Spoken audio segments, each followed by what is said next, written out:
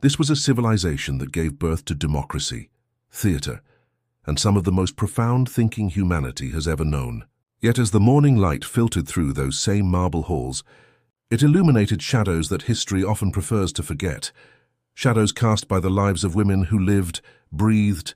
and dreamed within a world that measured their worth by standards they had no voice in creating.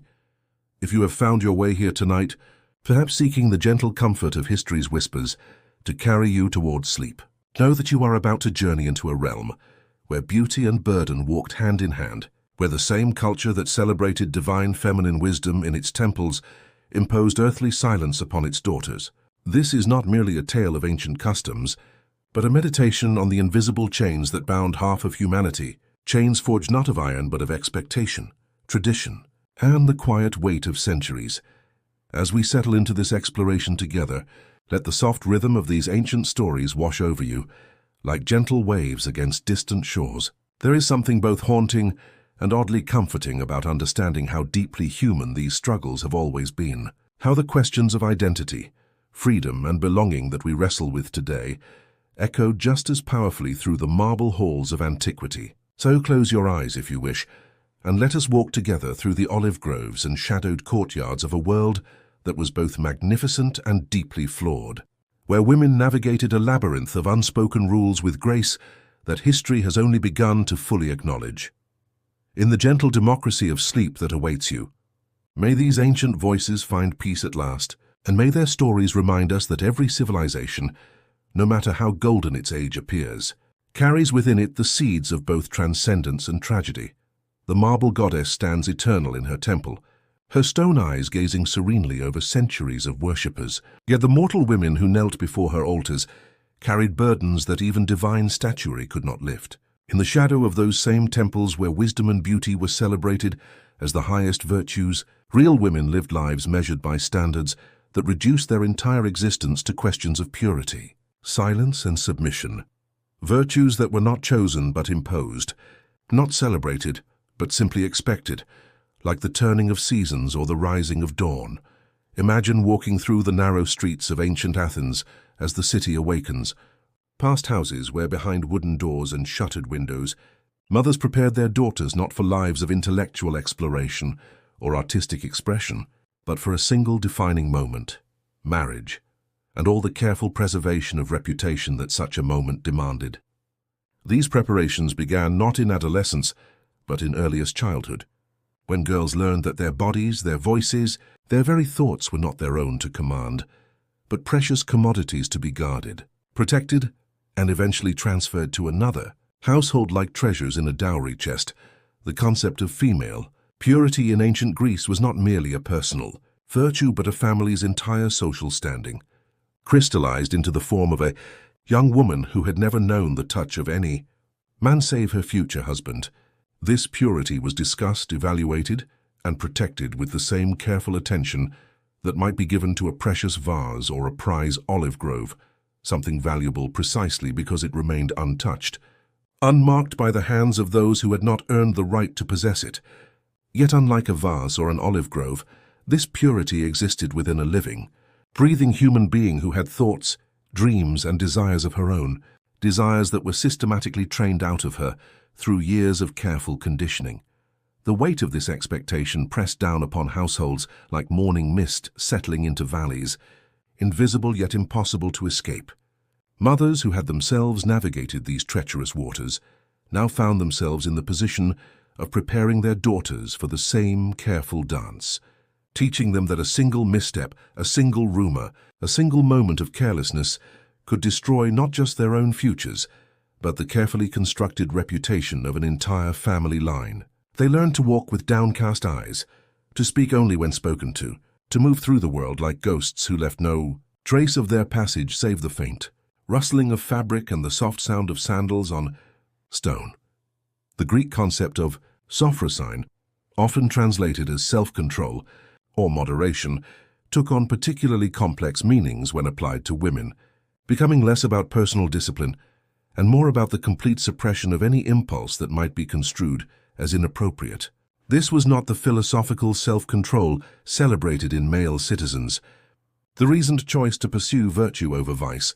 but rather a more complete erasure of self. A training so thorough that women learned to anticipate and prevent their own desires before those desires could even form conscious thought. They became experts at reading the subtle signs of disapproval in a father's expression, the slight tension in a mother's voice that indicated they had somehow stepped beyond the invisible boundaries that circumscribed their world. Yet, perhaps the most chilling aspect of these standards was how completely they were internalized, how women learned to police not just their own behavior, but that of their sisters, daughters, and neighbors. The preservation of purity became a collective responsibility, a web of watchful eyes and careful whispers that ensured no woman could step outside the prescribed boundaries without immediate social correction. This created a world where women became both the guardians and the prisoners of standards they had no voice in creating, where the price of belonging was the complete surrender of individual agency. In the quiet hours before dawn, when the marble statues cast their longest shadows and the olive trees whispered secrets to the wind, one can almost hear the collective held breath of countless women who learned to make themselves small. Quiet and pure not out of personal conviction, but out of the deep understanding that their survival, their family's honor, and their children's futures all depended upon their ability to embody an ideal that demanded the sacrifice of everything that made them uniquely themselves. The marriage customs of ancient Greece unfolded like elaborate theatrical productions, complete with carefully rehearsed roles, symbolic costumes, and audiences who came not to witness a celebration of love, but to confirm that a successful transaction had been completed according to the established rules of social commerce. In this theater of matrimony, the bride was simultaneously the star and the most powerless participant, the precious object around which all negotiations revolved, yet the one person whose voice was least likely to be heard in the discussions that would determine the course of her entire life. Picture a young girl of perhaps 13 or 14 summers, still playing with dolls made of rags and clay, suddenly informed that arrangements have been made for her future. She might learn of her engagement not through gentle conversation with loving parents, but through overhearing hushed negotiations conducted in the household's main room, where her father and a potential groom discussed dowries, family connections, and the practical advantages of uniting their respective lineages. The girl herself remains as peripheral to these discussions as the furniture that surrounds them. Valuable, certainly, but valued more for what she represents than for who she might be as an individual human being. The economics of these arrangements operated according to principles that would have seemed familiar to merchants trading in pottery or grain, with the added complexity that the commodity being exchanged possessed consciousness, emotions, and the capacity for suffering. Families calculated the value of their daughters, not merely in terms of monetary dowry, but in terms of the social connections such marriages might forge, the political advantages that might accrue, and the assurance that their family line would continue through grandchildren whose legitimacy was beyond question. These calculations required that girls be preserved in a state of absolute purity until the moment of transaction, like wine stored in sealed amphorae until the proper vintage year arrived. The betrothal ceremonies themselves often took place when the future bride was still years away from physical maturity, creating a strange liminal period where she existed simultaneously as a child in her father's house and as the promised property of another man. During these years of engagement, her movements became even more restricted. Her education focused entirely on the domestic skills she would need in her future household, and her body monitored with even greater vigilance to ensure that the investment being made in her future remained sound. She learned to think of herself not as a person approaching adulthood, but as a trust fund walking around in human form, valuable precisely because she had been kept safe from the contaminating influences of the wider world. The wedding celebrations, when they finally arrived, marked not the beginning of a romantic partnership, but the successful completion of a complex business arrangement that had been years in the making. The ritual procession that carried the bride from her father's house to her husband's dwelling served as a public announcement that the transfer of property had been completed according to all legal and social requirements. The bride, heavily veiled and surrounded by singing women, moved through the streets like a living symbol of her family's honor and her husband's acquisition. Beautiful and valuable, precisely because she had been kept separate from the world she was now passing through. Within the husband's household, she would find herself occupying a position that was simultaneously elevated and subordinate, honored as the mother of future citizens, yet expected to defer to her husband's wishes in all matters, treasured for her purity, yet watched carefully to ensure that such purity translated into absolute fidelity. Her new family would evaluate her not merely on her ability to manage household affairs, but on her success in embodying the virtues of silence, obedience, and fertility that were considered essential to a properly functioning domestic sphere.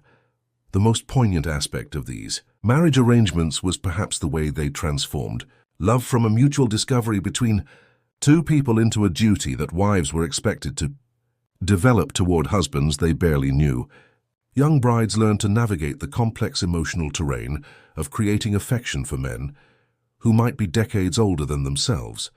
who had been chosen not for compatibility or shared interests, but for their ability to provide economic security and social status. They became experts at reading their husbands' moods, anticipating their needs, and finding satisfaction in the successful management of households that belonged entirely to someone else. Yet in the quiet moments between public ceremonies and private duties, in the spaces where official records do not reach and historical accounts fall silent, these same women found ways to create meaning within structures that seemed designed to deny them agency. They developed deep friendships with other women who understood their situation, created informal networks of support and information, and sometimes, in the safety of women's quarters or during religious festivals, allowed themselves to imagine what their lives might have been like if choice had played a larger role in determining their destinies. The architecture of power in ancient Greek households was built upon foundations that made sexuality not a matter of mutual desire or personal expression, but rather an instrument through which broader social hierarchies were maintained and reinforced. In these carefully ordered domestic spaces,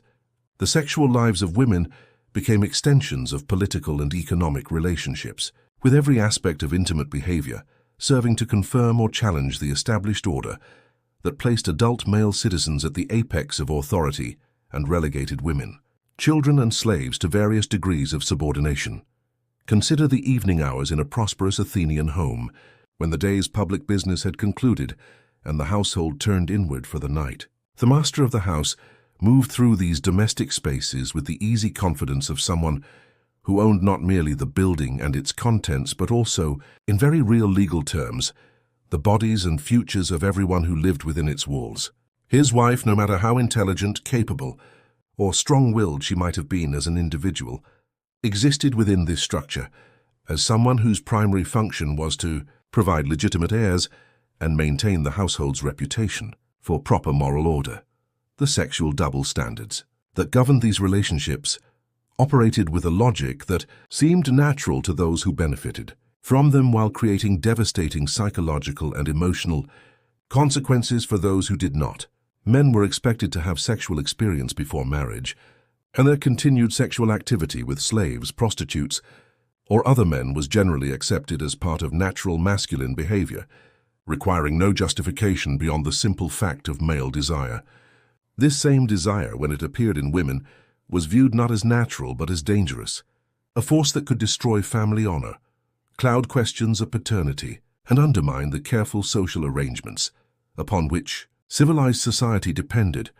The management of female sexuality thus became a collective project involving not just individual families but entire communities committed to ensuring that women's bodies remained properly controlled and channeled towards socially acceptable purposes. This control extended far beyond simple prohibitions against adultery to encompass virtually every aspect of how women moved through the world, how they dressed, where they went, whom they spoke with, and even how they carried themselves when walking through public spaces. A woman whose behavior suggested that she might be sexually available to men other than her husband became not merely an individual problem but a threat to the entire social fabric that depended upon clear lines of authority and unambiguous inheritance. The psychological impact of these systems created internal landscapes as carefully regulated as the physical spaces women inhabited, where the development of sexual desire or romantic feeling toward anyone other than an approved partner became not merely forbidden, but almost literally unthinkable. Women learned to monitor their own thoughts and emotions with the same vigilance they applied to their outward behavior, developing elaborate strategies for suppressing or redirecting any impulse that might be construed as inappropriate. They became experts at converting personal longing into acceptable forms of religious devotion, transforming romantic energy into enthusiasm for household management, and channeling physical desires into the socially approved activities of bearing and raising children. Yet the most insidious aspect of these power dynamics was perhaps the way they made women complicit in their own oppression and that of other women. Mothers who had learned to navigate these systems by sacrificing their own autonomy found themselves in the position of teaching their daughters the same painful lessons, not out of cruelty, but out of a genuine desire to protect them from consequences that could be even more devastating than compliance. Elder women in households often became the most vigilant guardians of sexual propriety, having learned through bitter experience that any relaxation of standards would be blamed not on the men who created those standards, but on the women who failed to enforce them adequately. This created communities where women existed in a state of constant mutual surveillance, where the price of belonging was participation in systems of control that made genuine intimacy or authentic self-expression nearly impossible. They learned to communicate through layers of subtext and implication, developing elaborate codes for discussing topics that could not be addressed directly, and finding ways to offer support and understanding to each other without ever explicitly acknowledging the nature of their shared predicament. In the deepest hours of night, when even the olive oil lamps burned low and the household settled into sleep, these women carried within themselves a complex mixture of resignation and quiet rebellion. Having learned to find small spaces of personal freedom within structures designed to deny them agency, they created private worlds of imagination and memory, maintained secret friendships that provided emotional sustenance their marriages could not offer, and sometimes, in moments of extraordinary courage, found ways to act upon desires and dreams that official society insisted they should not possess. The concept of the spiritual dowry wove itself through the fabric of ancient Greek. Domestic life like golden thread through expensive cloth, beautiful to observe but serving ultimately to bind rather than liberate those it adorned. This invisible inheritance that women brought to marriage consisted not of coins or land or household goods, but of intangible qualities that were somehow expected to be more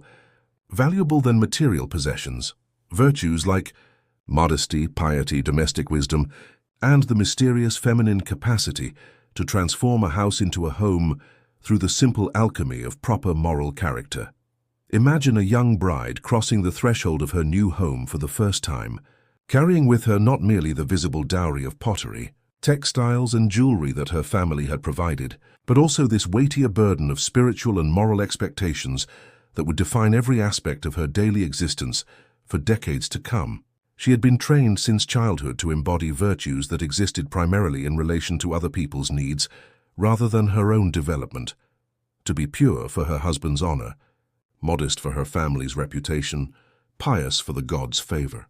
and wise in ways that served household efficiency rather than personal fulfillment. The maintenance of this spiritual dowry required constant vigilance and performance, transforming even the most private moments of domestic life into opportunities for either virtue or failure. A woman's success was measured not by her own happiness or accomplishment, but by her ability to create an atmosphere of moral order that enhanced her husband's status in the community and provided an appropriate environment for raising future citizens. This meant that every meal she prepared, every conversation she held with servants or neighbors, every decision she made about household management became a reflection of her character and, by extension, her family's honor. The daily rituals through which these expectations were reinforced possessed a quality that was simultaneously sacred and suffocating. Like religious ceremonies, that had become so routine, they had lost their original meaning while retaining all their original power to compel behavior. Women rose before dawn to make offerings at household shrines, not necessarily out of personal devotion, but because proper piety was expected to permeate every aspect of domestic life. They supervised servants with careful attention to fairness and efficiency, not merely to ensure smooth household operation, but because their management style was understood to reflect their moral character. They received guests with gracious hospitality, not simply to be welcoming, but because their behavior in social situations would be discussed and evaluated throughout the community. The psychological complexity of maintaining this spiritual dowry lay in the way it demanded that women find genuine satisfaction and identity in roles that had been imposed upon them rather than chosen. They were expected not merely to perform domestic duties competently, but to embrace those duties with an enthusiasm that would convince observers, and perhaps themselves, that this narrow sphere of activity represented the fullest possible expression of feminine nature. This required developing what might be called a genius for self-persuasion, the ability to discover authentic joy and meaning in circumstances that might otherwise have felt constraining or diminishing. Perhaps most challenging was the expectation that women should serve as moral anchors for households and communities, while remaining perpetually subordinate to male authority in all practical matters. They were expected to embody wisdom, while deferring to their husbands' decisions, to serve as spiritual guides for their children, while acknowledging their own inferior status in religious and civic life, and to maintain household harmony, while accepting that their own needs and desires ranked last in any hierarchy of family priorities. This created a kind of ethical contradiction that required extraordinary psychological flexibility to navigate successfully. The enforcement of these spiritual expectations operated through mechanisms that were both more subtle and more pervasive than legal codes or formal punishments, relying instead on the constant evaluation and judgment of community members who had themselves internalized the same standards. Women learned to read the social atmosphere around them with exquisite sensitivity, detecting disapproval in the slight hesitation before a neighbor's greeting, measuring their own success by the warmth of invitations to religious festivals, and adjusting their behavior in response to gossip that might circulate for months before reaching them directly. Yet within these constraints, some women managed to discover forms of agency and satisfaction that their culture had never intended to provide. They became skilled at using their roles as household moral guardians to exercise indirect influence over family decisions, learned to find intellectual stimulation in the complex logistics of domestic management, and sometimes developed such expertise in religious matters that they became informal spiritual advisors whose counsel was sought by women throughout their neighborhoods. They created networks of mutual support disguised as religious societies, maintained friendships that provided emotional sustenance their marriages could not offer, and found ways to pass along wisdom and encouragement to younger women without explicitly challenging the systems that constrained them all. In the quiet hours after household duties were completed, and before the evening meal required their attention, these women sometimes allowed themselves to imagine what their lives might have been like if their spiritual gifts had been cultivated for their own sake, rather than as ornaments to enhance other people's status, if their wisdom had been sought for its own value, rather than its usefulness in maintaining domestic order, and if their capacity for creating beauty and meaning had been directed toward purposes they had chosen for themselves, rather than roles they had inherited, simply by virtue of being born female in a world that measured women's worth by their ability to disappear gracefully into the shadows, cast by more important people. The landscape of ancient Greek society contained spaces where the rigid sexual standards that governed the lives of wives and daughters operated according to different rules, creating a complex geography of feminine experience that revealed just how artificial and constructed those standards actually were. In the symposiums where hetairai reclined beside philosophers and politicians, in the temples where priestesses commanded respect that ordinary women could never claim, and in the mythological realm where goddesses wielded sexual and political power that mortal women were forbidden to imagine for themselves, alternative models of femininity flourished that threw the constraints imposed on respectable women into sharp and sometimes painful relief. Walk with me through the evening streets of Athens, past the modest houses where wives sat spinning in their women's quarters, toward the more elaborate residences where hetairai prepared for symposiums that would last until dawn. These educated companions moved through the world with a freedom that married women could observe only from behind shuttered windows, engaging in philosophical discussions, artistic pursuits, and intellectual adventures that were considered inappropriate or even dangerous for women, whose primary value lay in their purity and silence. The hetairai had purchased their liberty through the sacrifice of respectability, trading the security of marriage and legitimate motherhood for the intoxicating but precarious privilege of being valued for their minds as well as their bodies. The bitter irony of this arrangement was that it demonstrated beyond question that Greek women were capable of exactly the same intellectual accomplishments and social sophistication that men claimed as exclusively masculine virtues, but only when they operated outside the institutions of marriage and family that were supposedly designed to honor and protect feminine nature. The hetairai who could discuss poetry with Pericles or debate philosophy with Socrates proved that women's exclusion from educational and political life was a matter of social convenience rather than natural incapacity. Yet this proof remained quarantined within a sphere that respectable society simultaneously depended upon and despised. The religious realm offered another glimpse of what feminine authority might look like when freed from the constraints of domestic subordination. Priestesses like the Pythia at Delphi commanded respect and wielded influence that extended far beyond the boundaries of their local communities, delivering prophecies that shaped political decisions and military campaigns throughout the Greek world. These women achieved positions of genuine authority by dedicating themselves to divine service, effectively removing themselves from the sexual and reproductive roles that otherwise defined feminine existence, while simultaneously demonstrating that women could handle responsibilities requiring wisdom, judgment, and spiritual power. Yet even these religious roles remained carefully circumscribed, offering individual women positions of respect within systems that continued to exclude women as a class from most forms of public authority. The Pythia could deliver prophecies that influenced the fate of nations, but she could not participate in the democratic institutions that acted upon those prophecies. Priestesses could perform sacred rituals essential to community welfare, but they could not hold the political offices that made decisions about how communities would be governed. These religious exceptions served in some ways to reinforce rather than challenge the broader exclusion of women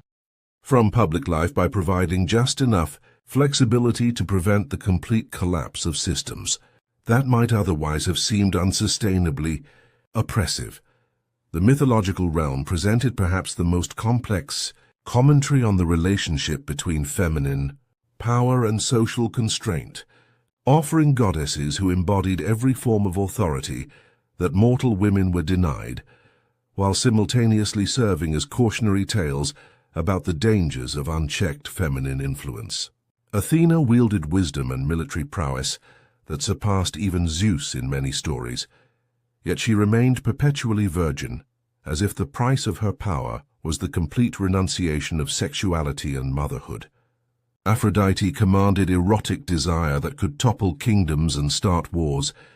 yet her power was consistently portrayed as disruptive and dangerous, requiring constant. Perhaps most tellingly, the goddesses who combined sexuality with authority, figures like Hera or Demeter, were often portrayed as jealous,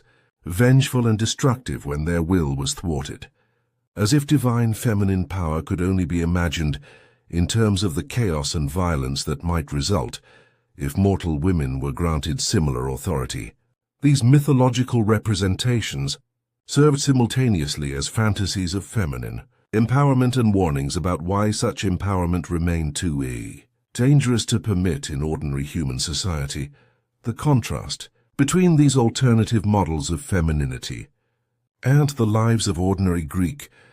wives and daughters created a psychological landscape that must have been extraordinarily difficult to navigate. Women who possessed intelligence, ambition, or creative gifts that could not be fully expressed within the confines of domestic life had before them constant reminders that such expression was possible, but only at prices that few were able or willing to pay. They could observe the freedom of hetairai, while understanding that such freedom required the sacrifice of social respectability and family security. They could witness the authority of priestesses while recognizing that religious service demanded the renunciation of ordinary human relationships and pleasures. The quiet hours when these women sat at their looms or tended their gardens, they carried within themselves the knowledge that their society was capable of honoring and rewarding feminine achievement when it served particular purposes, which made their own exclusion from such recognition feel not like natural law but like deliberate choice. This awareness created a particular kind of suffering that went beyond simple deprivation to encompass the more complex pain of understanding that one's limitations were artificial, imposed not by divine decree or natural incapacity, but by human institutions that could theoretically be changed, but remained stubbornly, suffocatingly permanent. The education of girls in ancient Greek society operated according to principles that were designed not to cultivate knowledge, but to prevent its acquisition, creating an elaborate system of organized ignorance that ensured women would remain dependent upon male interpretation and guidance throughout their lives. This educational philosophy recognized that knowledge was indeed power, and therefore concluded that the systematic denial of education was essential to maintaining the proper balance of authority within households and communities that depended upon feminine subordination for their continued stability and order. Picture a young girl of 6 or 7 years, possessed perhaps of the same curiosity and intellectual hunger that drove her brothers toward the agora and the gymnasium, but already learning that such qualities in her were not merely unnecessary but potentially dangerous. While her brothers learned to read and write, to engage in mathematical calculations and philosophical reasoning, she learned to spin thread with even tension, to prepare meals that would please the palates of men who would never think to ask her opinion on any matter more complex than the seasoning of their dinner. Her mind, potentially as sharp and capable as any boy's, was deliberately kept empty of everything except the practical knowledge needed to manage a household efficiently, and the moral precepts needed to ensure her compliance with expectations she was never invited to question or examine. The contrast between male and female education revealed itself most clearly in the realm of literacy, where boys learned to engage with the written works of poets and philosophers while girls were often kept entirely illiterate or provided only with the most basic reading skills needed to manage household inventories and religious observances. This meant that the intellectual heritage of Greek civilization, the epic poems, philosophical treatises, and dramatic works that formed the foundation of educated discourse, remained largely inaccessible to women, who were thus excluded not merely from participating in contemporary intellectual life, but from engaging with the accumulated wisdom of previous generations. The few areas where girls did receive systematic instruction revealed the narrow scope of what their society considered appropriate feminine knowledge. They learned elaborate techniques for textile production, not because such skills were valued in themselves, but because the ability to create beautiful cloth reflected well upon their family's prosperity and their own suitability as wives. They memorized religious hymns and ritual procedures, not to develop their spiritual lives, but to ensure they could fulfill their roles as guardians of household piety. They practiced the complex arts of hospitality and domestic management, not to exercise creativity or problem-solving abilities, but to ensure they could create environments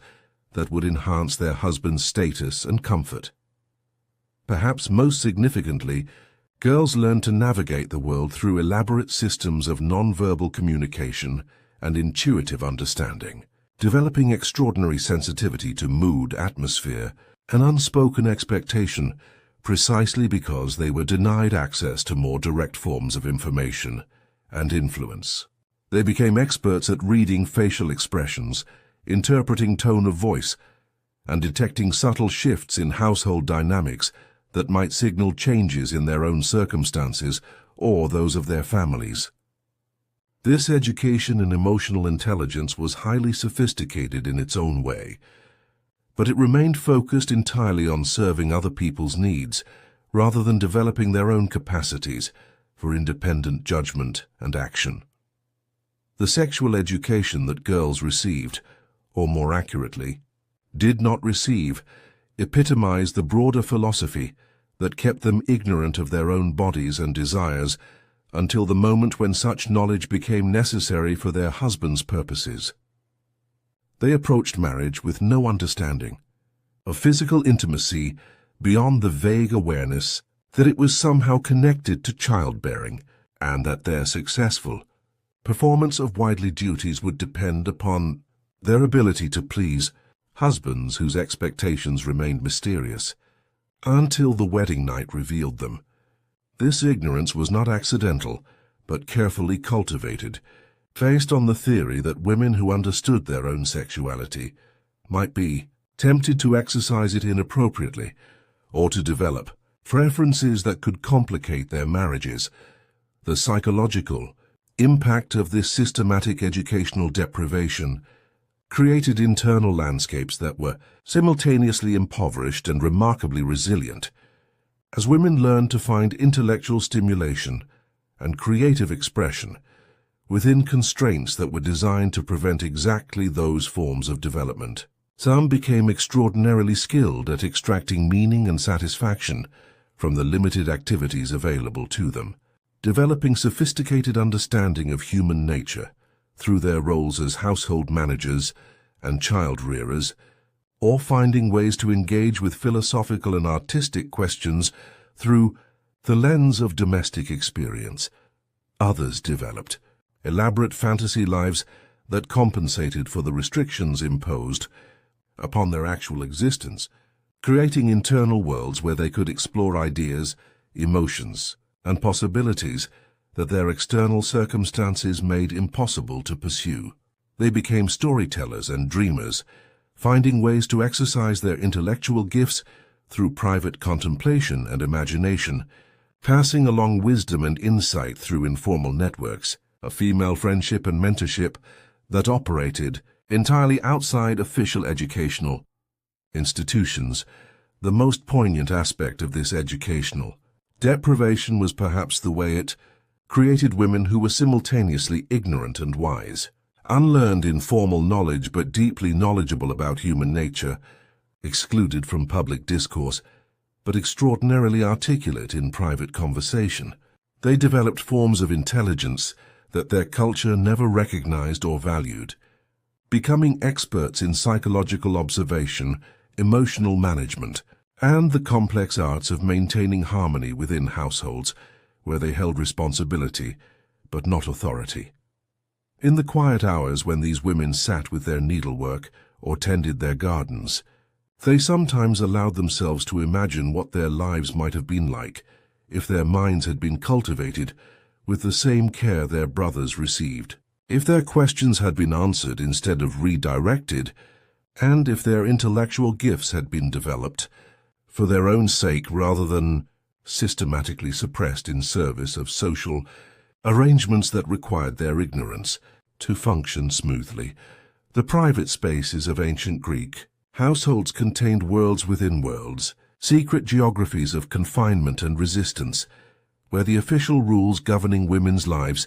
played out in daily rituals that were simultaneously mundane and profound. Behind the wooden doors that separated the women's quarters from the public areas of the house, in the courtyards where only female family members and trusted servants were permitted to enter, a complex drama unfolded that revealed both the suffocating nature of women's confinement and the remarkable creativity they brought to finding meaning and connection within. Consider the physical architecture of a prosperous Athenian home, designed according to principles that made the separation of male and female spheres as absolute as possible within the constraints of domestic life. The gynaikeon, or women's quarters, occupied the most interior and protected area of the house, often located on an upper floor with windows that looked inward toward courtyards, rather than outward toward the street. These rooms were furnished with looms, storage chests, and sleeping areas that could accommodate not only the wife and her daughters, but also the female slaves and servants who shared their sequestered existence, creating intimate communities of women who might spend months at a time without meaningful contact with the outside world. The daily rhythms that governed life in these secluded spaces possessed a quality that was both intensely domestic and almost monastic in its regularity and isolation. Women rose before dawn to begin the complex tasks of household management, overseeing the preparation of meals, the cleaning and maintenance of living spaces, and the elaborate processes of textile production that provided both clothing for their families and valuable trade goods that could be sold or exchanged. These activities required considerable skill and organization, yet they took place within an atmosphere of enforced quietude, where even the most accomplished woman could never forget that her achievements would remain invisible to the broader world that determined social status and public recognition. The psychological landscape of these confined spaces revealed itself most clearly in the elaborate strategies women developed for maintaining their sanity and sense of self within circumstances that offered limited opportunities for personal expression or autonomous choice. They created complex social hierarchies within their quarters, establishing systems of authority and responsibility that allowed them to exercise leadership and decision-making abilities that were denied to them in their relationships with male family members. They developed intricate crafts and artistic pursuits that provided outlets for creativity and aesthetic expression, transforming the practical necessity of textile production into opportunities for beauty-making that could bring genuine satisfaction and pride. Perhaps most importantly, they cultivated deep emotional relationships with each other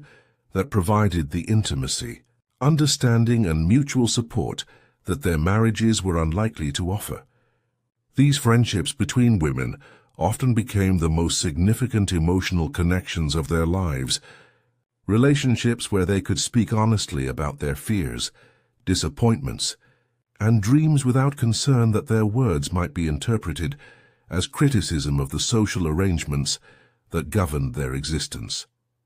They shared knowledge about managing difficult husbands, caring for children, and navigating the complex politics of extended family relationships, creating informal networks of wisdom and support that helped each other survive circumstances that might otherwise have been unbearable. The management of sexuality within these confined spaces required particular delicacy and creativity,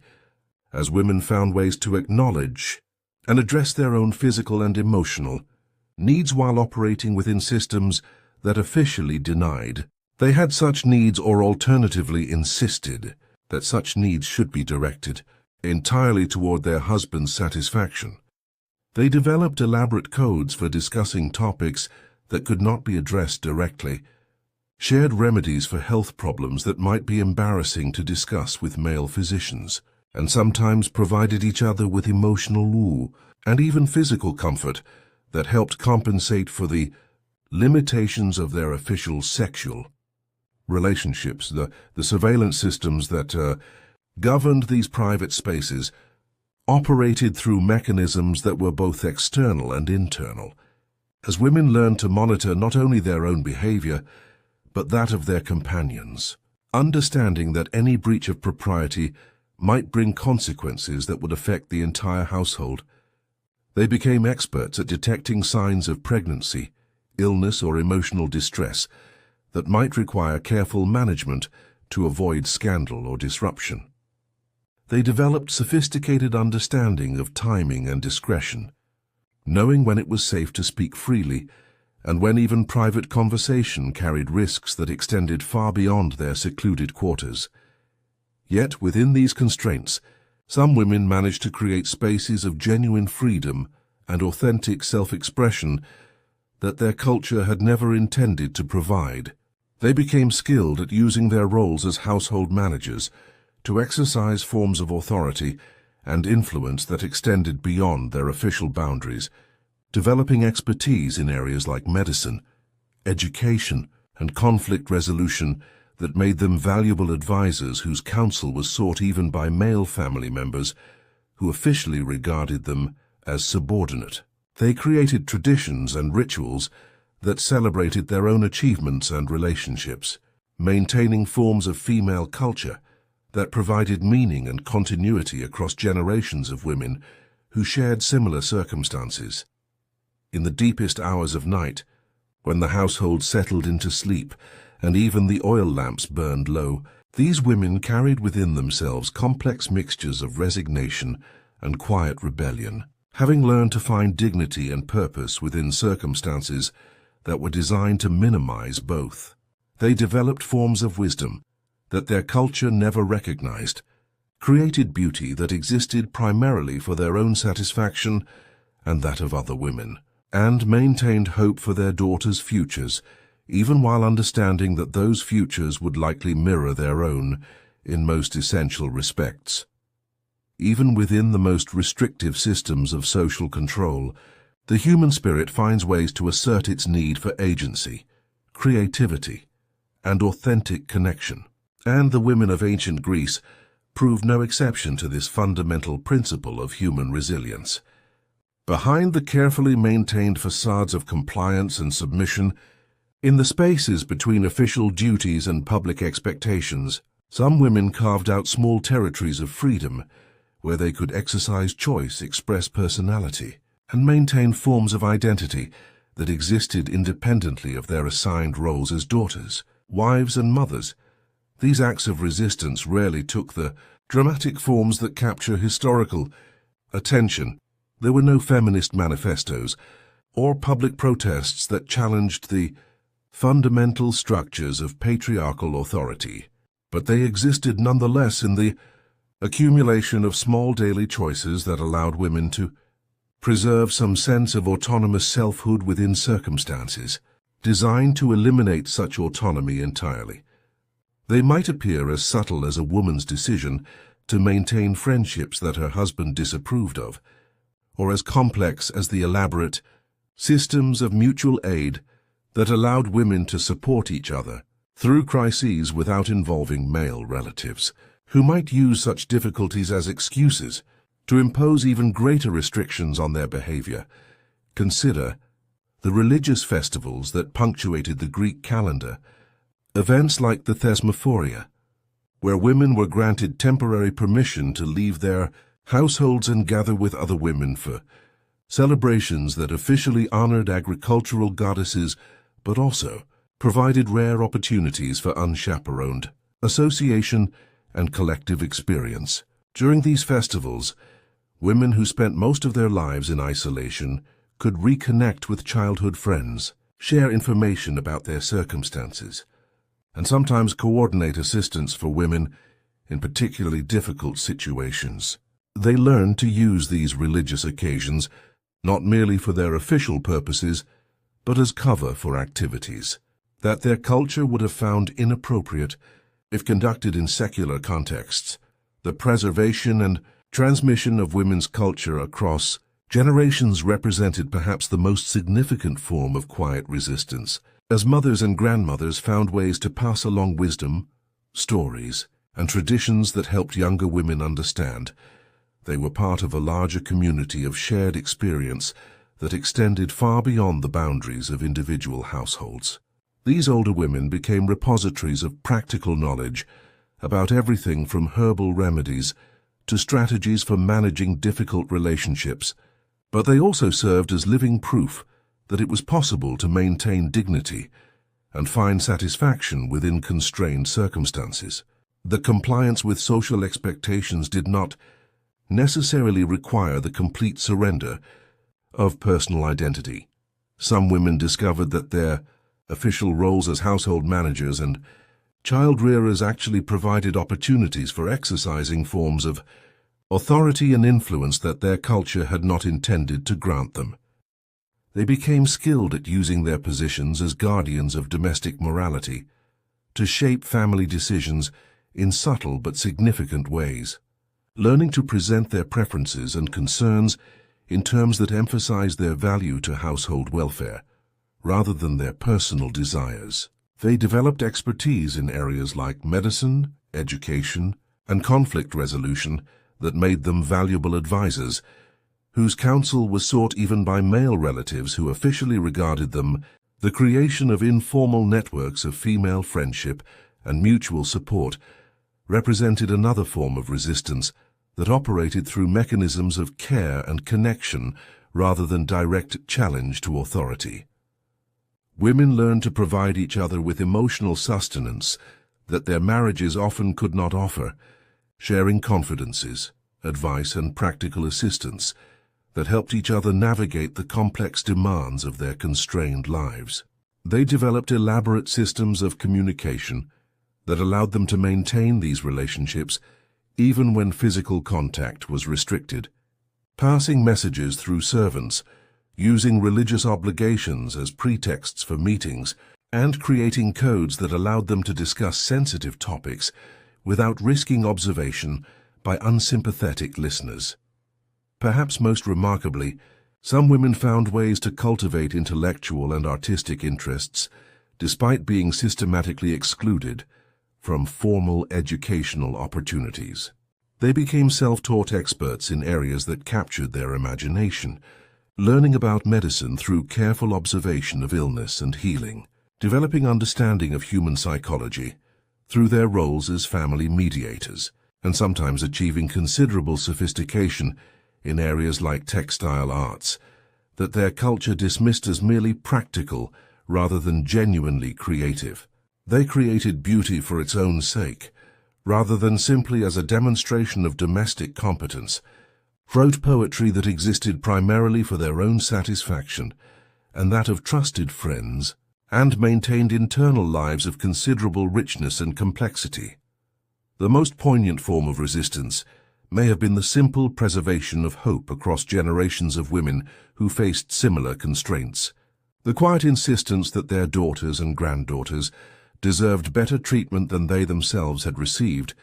even when no practical mechanisms existed for achieving such improvement. These women managed to maintain belief in human dignity and feminine worth, despite living within systems that consistently communicated the opposite message, passing along to younger generations not merely survival strategies but also the conviction that survival itself represented a form of victory worth celebrating.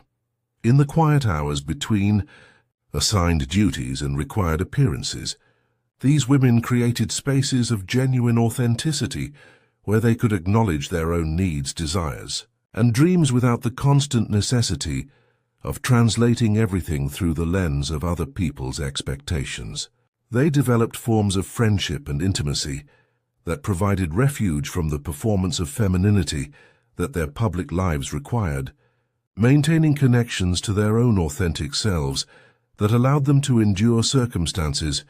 that might otherwise have proven psychologically devastating. They learned that resistance could be as subtle as remembering one's own name in circumstances designed to erase individual identity, as quiet as maintaining internal conversations that no external authority could monitor or control, and as powerful as the simple refusal to allow spirit to be entirely crushed by systems that possessed the ability to constrain bodies but could never gain complete access to the landscapes of imagination and memory where true selfhood ultimately resided. As we follow the threads of history forward from those marble halls and shadowed courtyards of ancient Greece, we begin to see how the patterns established in antiquity cast long shadows across the centuries that followed, creating echoes that reverberate through time like whispers in an empty amphitheater. The sexual standards that constrained the lives of Greek women were not merely historical curiosities confined to a distant past,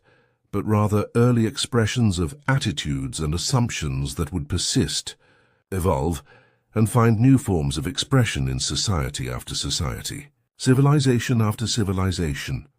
adapting to changing circumstances while maintaining their essential character as systems designed to control and limit feminine agency in the most intimate aspects of human existence. The Roman world inherited many of these Greek attitudes toward feminine sexuality and refined them into legal codes and social institutions that possessed even greater systematic precision in their methods of control. The early Christian Church, despite its revolutionary message of spiritual equality, found ways to incorporate classical assumptions about feminine nature into theological frameworks that gave divine sanction to earthly subordination. Medieval European society developed elaborate codes of chivalry and courtly behavior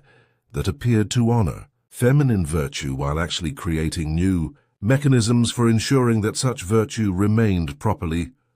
contained and directed toward male purposes and preferences. The Renaissance celebration of classical learning brought renewed attention to Greek and Roman texts that had preserved ancient attitudes toward women, while the Protestant Reformation created new opportunities for feminine religious participation that were simultaneously expanded and constrained by traditional assumptions about appropriate gender roles. The Enlightenment's emphasis on reason and individual rights opened theoretical possibilities for challenging long-established patterns of sexual inequality. Yet many of the era's most progressive thinkers found ways to argue that rational principles actually supported continued restrictions on feminine freedom and autonomy. The industrial age created economic opportunities that allowed some women to achieve previously impossible forms of independence, yet it also generated new anxieties about feminine sexuality that expressed themselves through intensified emphasis on domestic virtue and moral purity. The Victorian era's elaborate cult of feminine spirituality and moral superiority represented simultaneously a form of honor and a particularly sophisticated form of containment, elevating women to positions of moral authority within domestic spheres while using that very elevation as justification for excluding them from political and economic participation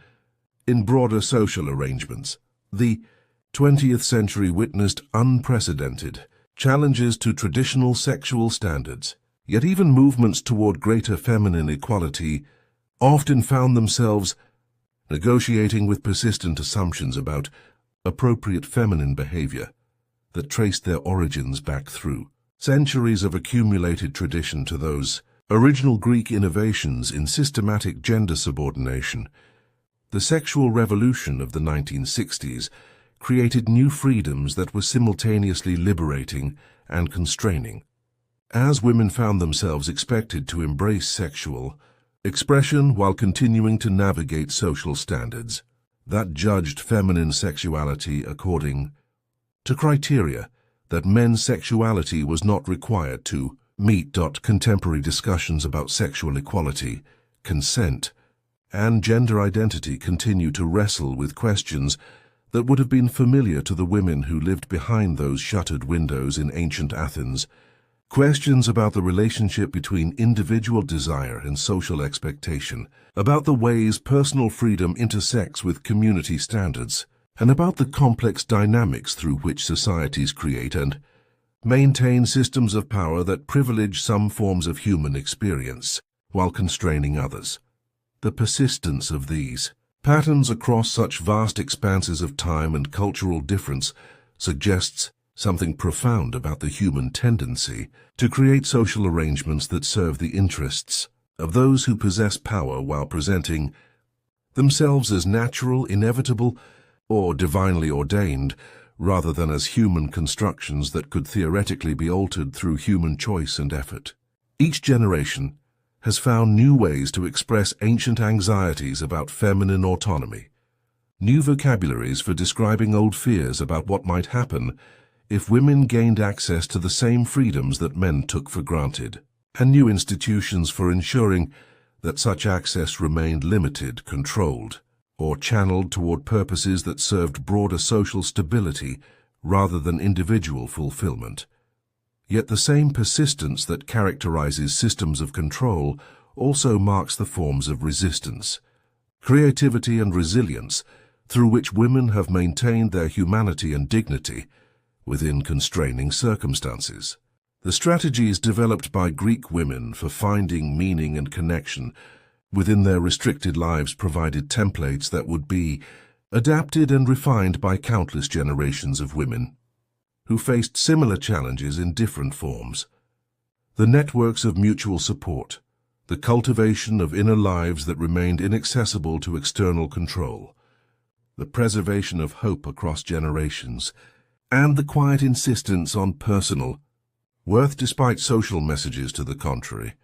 All of these forms of resistance established patterns that would echo through history as persistently as the systems they challenged. Perhaps most significantly, the very act of remembering and telling these stories represents a form of historical justice that acknowledges the dignity and significance of lives that were systematically rendered invisible by the societies that constrained them. Each time we pause to consider the experiences of women whose voices were silenced, whose choices were limited, and whose dreams were systematically discouraged, we participate in a form of recognition that their contemporary circumstances made impossible, honoring forms of human experience that deserve acknowledgement regardless of their official social status or historic. In this quiet hour, as these ancient voices whisper their stories across the centuries, we might allow ourselves to imagine a world where the full range of human potential could be cultivated without regard to gender, where individual gifts and inclinations could develop according to their own logic rather than social expectations, and where the forms of love, creativity, and spiritual growth that enrich human existence could flourish without the artificial constraints that have caused so much suffering across so many generations. These women of ancient Greece, confined though they were,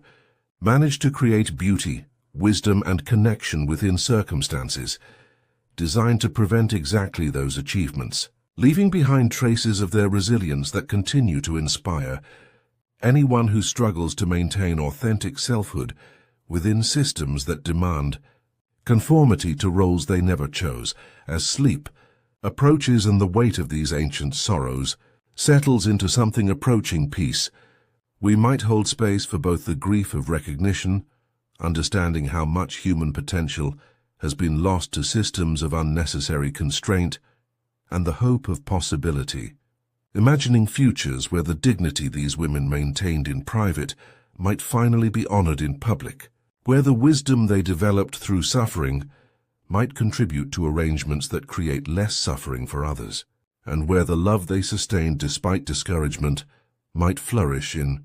circumstances designed to nurture rather than constrain the full range of human experience. The marble goddesses still stand in their temples, eternal in their stone serenity,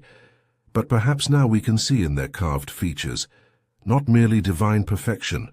but also reflections of all the mortal women who lived, loved, and dreamed in their shadows. Women whose stories deserve to be remembered, not merely as historical curiosities, but as testimonies to the irreducible dignity of human experience in all its constrained and liberated forms. In the democracy of sleep that awaits us all, may their voices finally find the peace and recognition that their waking lives too often denied them. And may their dreams inform our own, as we work to create worlds more worthy of the full range of human possibility than the one that confined them to shadows they transformed, through sheer force of spirit, into sources of their own quiet light. The rituals surrounding feminine purity in ancient Greece possessed an almost sacred quality that transformed the most intimate aspects of women's lives into public ceremonies of moral validation, where the state of a woman's body became a matter of community concern that extended far beyond the boundaries of individual households or personal choice. These ceremonies and their attendant anxieties created an entire culture of inspection, verification, and symbolic representation that reduced women's sexuality to a series of visible signs that could be read, interpreted, and judged by others who claimed authority over meanings that the women themselves were never invited to define or contest. In the weeks leading up to a wedding, the prospective bride found herself subjected to forms of scrutiny that would have been considered invasive and humiliating if applied to any other aspect of human experience, yet which were accepted as necessary and appropriate when applied to the verification of feminine virtue. Elder women from both families, often accompanied by midwives or other specialists in feminine anatomy, would examine the bride's body for signs that would confirm or challenge her claims to purity, understanding that the legitimacy of any future children and the honor of both family lines depended upon the accuracy of their assessment and the reliability of their judgment. The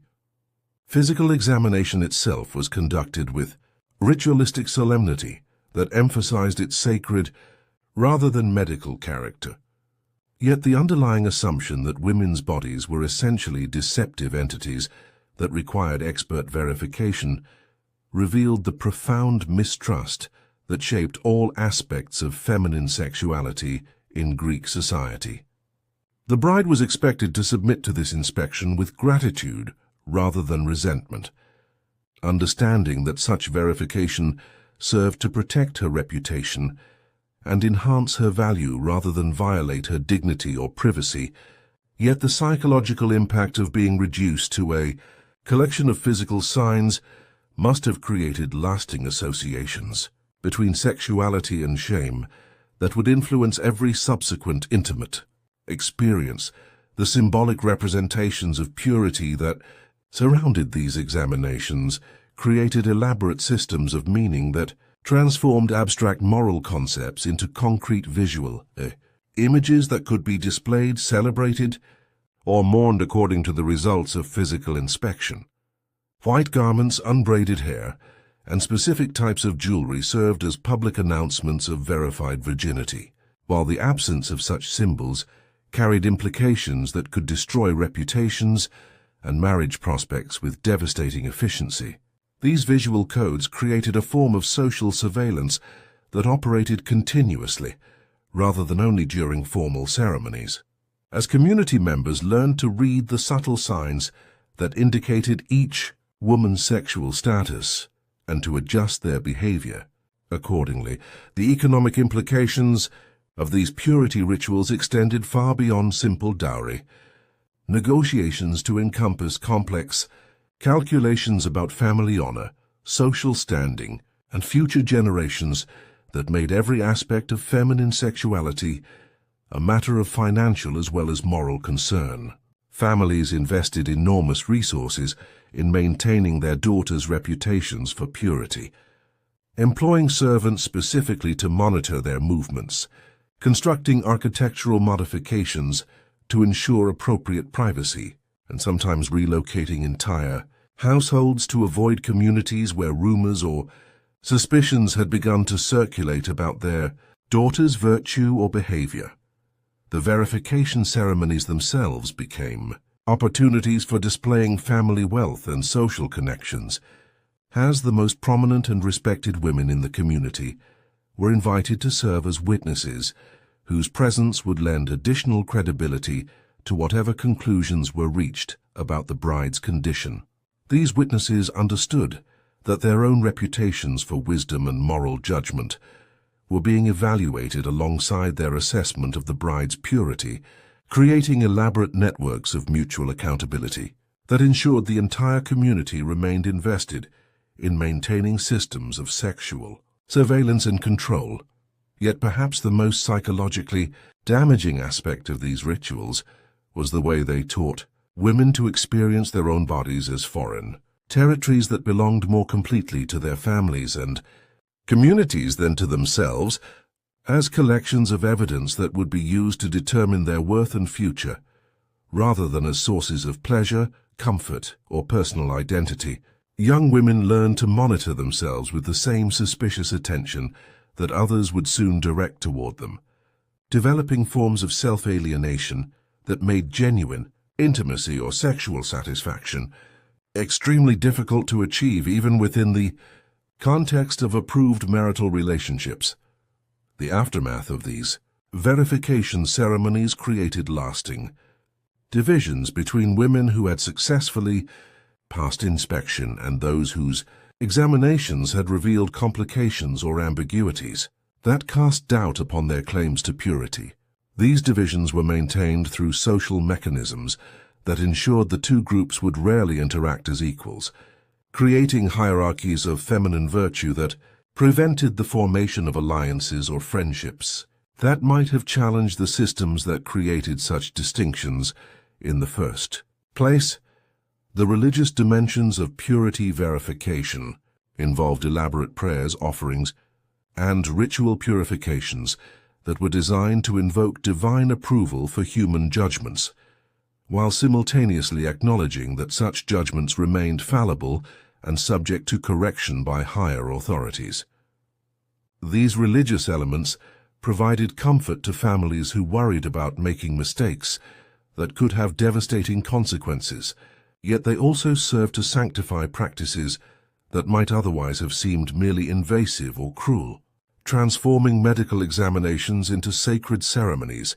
that claimed divine endorsement for very human forms of control and surveillance. In the quiet hours after these ceremonies concluded, when the formal announcements had been made and the ritual garments had been carefully stored away for future occasions, the women who had been subjected to such scrutiny often found themselves struggling with complex emotions that their culture provided no vocabulary for expressing or addressing. They had been proclaimed pure and worthy according to standards they had never chosen. Yet the very process of such proclamation had required them to submit to treatments that emphasized their subordinate status and limited agency in decisions that would determine the entire course of their future lives. The elaborate codes of conduct that governed women's behavior during their fertile years created invisible prisons that were simultaneously more restrictive and more psychologically complex than any physical confinement, establishing networks of surveillance and expectation that operated through mechanisms of internalized shame and community accountability rather than formal legal penalties or institutional punishment. These behavioral codes transformed every aspect of daily life into opportunities for either virtue or failure, making simple activities like walking through public spaces, conversing with neighbors, or attending religious ceremonies into complex negotiations with social expectations that could shift without warning or apparent logic. The management of feminine appearance became a particularly intricate aspect of these behavioral codes, requiring women to navigate contradictory expectations that demanded they appear attractive enough to fulfill their roles as wives and mothers, while avoiding any suggestion that such attractiveness was intended to capture inappropriate attention or indicate availability to men other than their husbands. This delicate balance required extraordinary sensitivity to context and audience, as clothing, jewelry, cosmetics, and hairstyles that were appropriate in some circumstances could become evidence of improper intentions or inadequate moral character in others. The regulation of feminine speech operated according to principles that recognized the power of language, while seeking to ensure that such power remained properly contained and directed towards socially acceptable purposes rather than personal expression or autonomous communication. Women learned to modulate their voices, choose their words, and time their contributions to conversations in ways that demonstrated appropriate deference while still allowing them to fulfill their domestic responsibilities and social obligations. Yet this careful self-monitoring created forms of psychological exhaustion that made genuine spontaneity or authentic self-expression increasingly difficult to maintain. The social geography of feminine movement through public spaces required constant attention to unspoken rules about appropriate destinations, acceptable companions, and proper timing that transformed simple errands into complex strategic decisions requiring careful planning and risk assessment. Women learned to map their communities according to zones of safety and danger that had little to do with physical threats and everything to do with the potential for gossip, misinterpretation, or accidental encounters that might compromise their reputations regardless of their actual behavior or intentions. The psychological impact of living under such constant surveillance created internal landscapes that were characterized by hypervigilance, self-doubt, and a form of social anxiety that made women experts at detecting disapproval in the slightest changes of expression or tone, while simultaneously making them increasingly uncertain about their own perceptions and judgments. They developed elaborate strategies for seeking reassurance and validation from other women who shared their circumstances. Yet even these relationships required careful management to avoid creating new opportunities for competitive judgment or social comparison. The enforcement of behavioral codes operated through mechanisms that were both formal and informal, involving everything from official religious sanctions to subtle forms of social exclusion that could be implemented without explanation or appeal, making women constantly aware that their acceptance within their communities remained conditional upon their continued compliance with standards that could change without notice. This uncertainty created a form of chronic stress that influenced every decision and relationship, as women learned to evaluate all choices primarily in terms of their potential impact upon their social standing rather than their personal preferences or authentic desires. The seasonal rhythms of community life created particular challenges for women seeking to maintain appropriate behavior across circumstances that varied significantly in their social dynamics and surveillance opportunities, requiring them to adjust their self-presentation and social strategies according to complex calendars of religious festivals,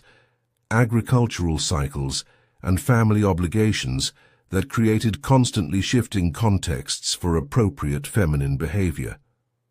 They became experts at reading social atmospheres and adapting their behavior accordingly, yet this constant adaptation prevented the development of stable personal identities that could exist independently of external expectations and social roles. The intergenerational transmission of behavioral codes created complex relationships between mothers and daughters that were simultaneously nurturing and oppressive, as older women found themselves in the position of teaching younger generations the same painful lessons of self-suppression and social conformity that had shaped their own lives, not out of cruelty, but out of genuine concern for their daughters' welfare within systems that punished nonconformity with devastating efficiency. These relationships often became characterized by a form of loving tyranny that sought to protect younger women by ensuring their complete compliance with social expectations, yet which also served to perpetuate systems of control across generations. The most insidious aspect of these behavioral codes was perhaps the way they made women complicit in their own surveillance and that of other women, creating communities where feminine virtue was maintained through networks of mutual monitoring. That made privacy virtually impossible,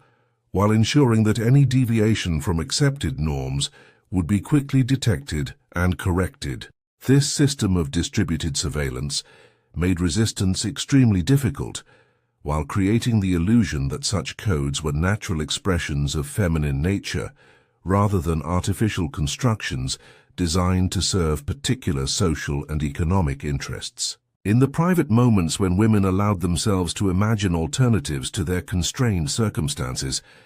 they often found that even their fantasies remained shaped by the behavioral codes they had internalized so completely that genuine freedom seemed not merely impossible, but literally unimaginable, as if their capacity for envisioning different forms of existence had been systematically eroded by years of careful conditioning and social pressure that made compliance seem like the only viable option for survival within the communities that defined their entire social world. The intersection of sexuality and spirituality in ancient Greek women's lives created paradoxes that revealed the fundamental contradictions underlying a society that simultaneously revered feminine divine power while systematically suppressing feminine human agency, establishing religious frameworks that celebrated goddesses as sources of wisdom and fertility, while treating mortal women as dangerous vessels requiring constant supervision and control to prevent their inherent capacity for chaos and disruption from destabilizing the social order. The religious roles available to women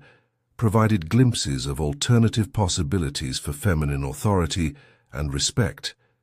yet these roles remained carefully circumscribed by requirements that effectively removed women from ordinary human relationships and sexual expression, as if spiritual power and earthly sexuality were fundamentally incompatible aspects of feminine nature that could never be integrated within individual lives or social institutions. The priestesses who achieved positions of genuine influence and community respect did so by renouncing the very aspects of feminine experience that defined most women's existence, creating a form of religious authority that was simultaneously empowering and isolating. The goddess cults that flourished throughout the Greek world offered women opportunities for collective religious experience that temporarily suspended normal social hierarchies, while providing safe spaces for expressing aspects of feminine identity that were otherwise suppressed or discouraged in daily life. During festivals like the Thesmophoria, women could engage in forms of behavior and conversation that would have been scandalous in secular contexts. Yet these temporary inversions of normal social order served ultimately to reinforce rather than challenge existing power structures by providing controlled outlets for tensions and frustrations that might otherwise have led to more sustained forms of resistance. The mythological narratives that shaped Greek religious understanding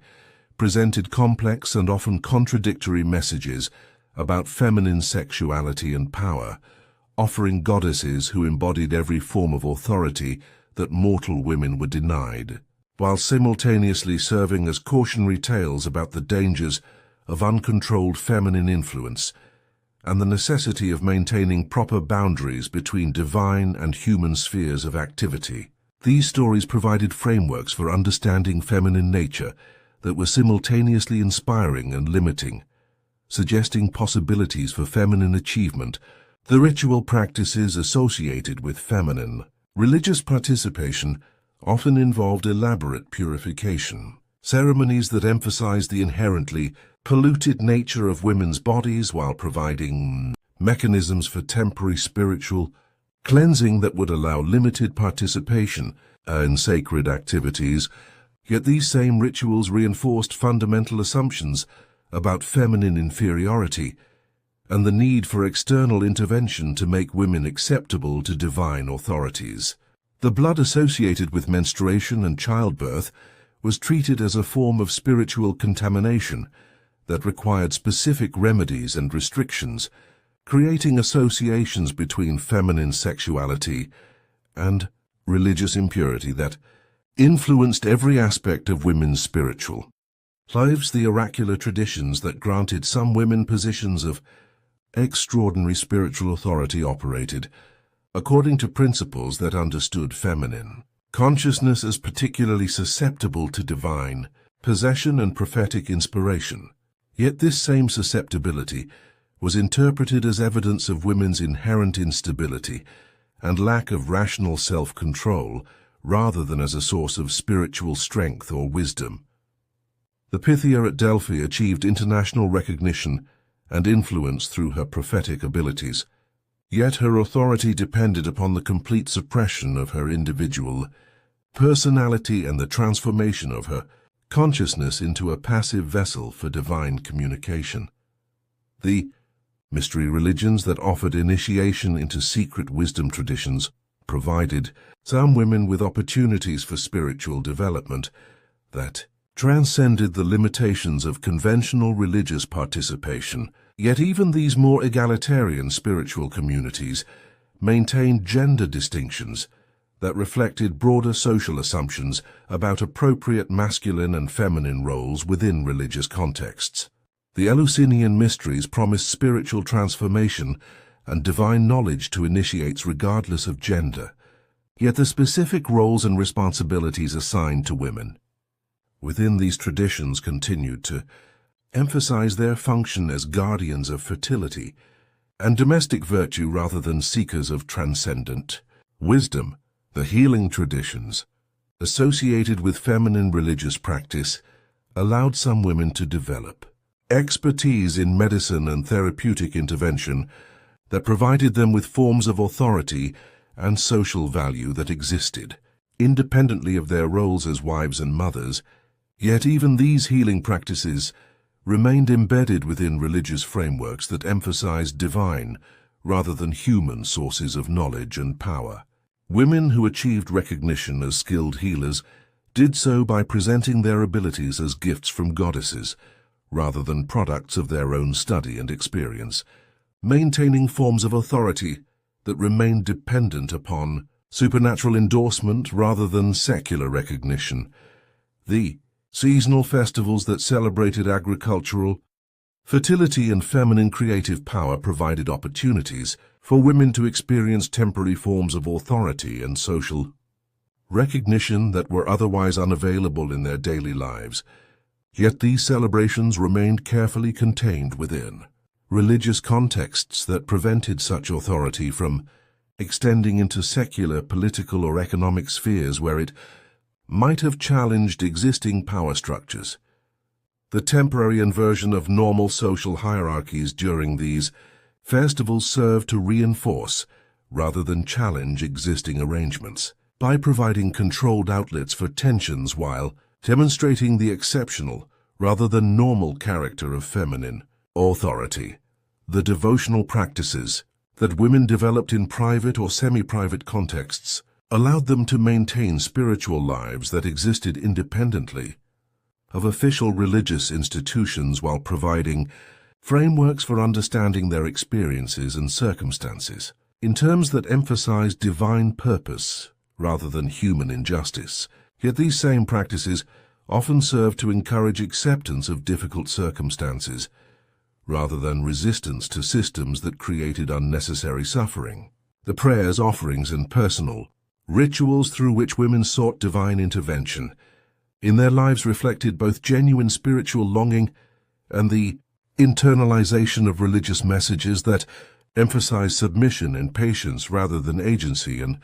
self-determination. The wisdom traditions, preserved and transmitted by women through informal networks of spiritual mentorship, provided younger generations with access to forms of knowledge and understanding that were excluded from official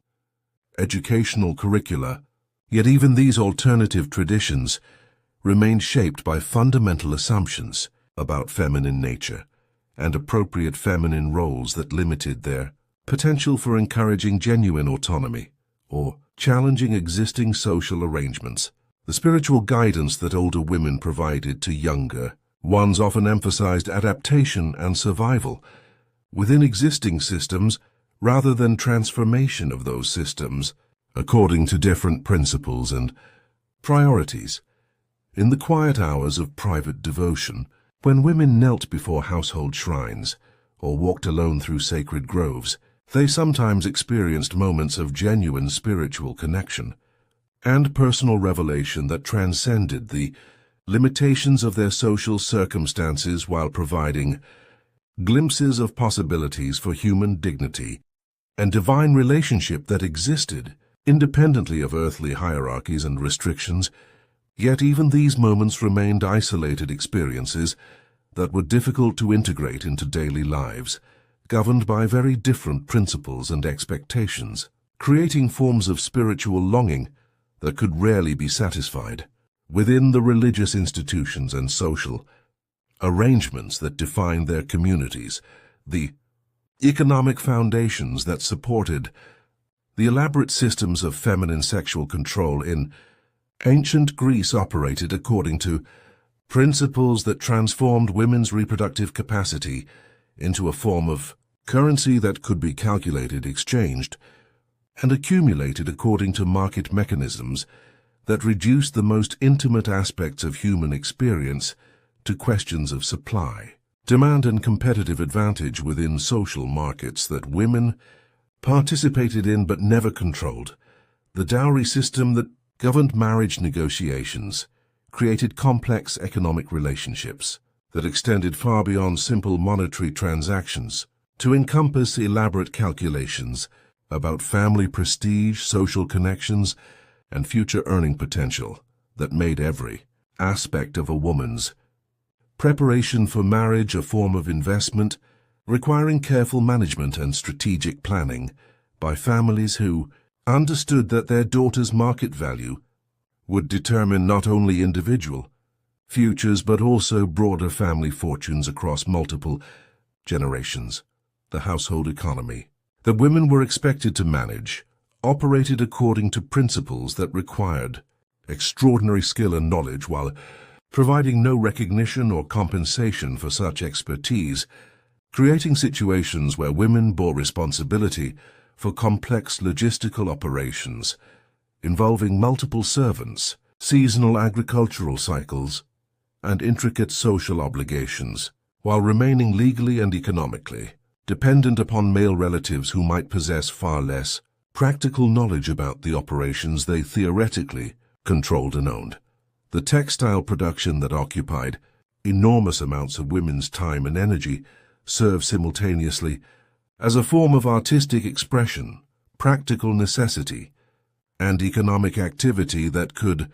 generate significant wealth for households while providing women with one of the few areas where their expertise was genuinely valued and their contributions were visible to broader communities. Yet even this recognition remained embedded within frameworks that emphasized domestic virtue rather than economic contribution or creative achievement. The management of household servants and slaves required women to exercise forms of authority and decision-making responsibility that were denied to them in other contexts. Yet this authority remained limited to domestic spheres and was always subject to override by male household heads who retained ultimate control over personnel decisions, resource allocation, and strategic planning, creating situations where women bore day-to-day responsibility for operations they could never fully control or direct according to their own preferences and priorities.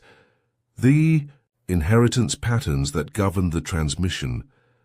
of wealth across generations